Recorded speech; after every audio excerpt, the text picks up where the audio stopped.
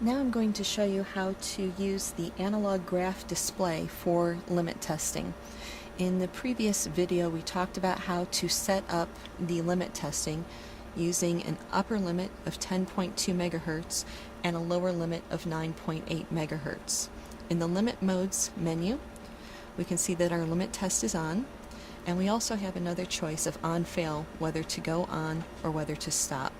For this purpose, we will continue on with our readings even if we exceed the limit test. In the next portion, we have a choice of whether to show a number, which will show you the current frequency reading, or I can end up using a graph. I press enter and run, and what ends up happening is I get these two colons, which represent my lower and my upper limits.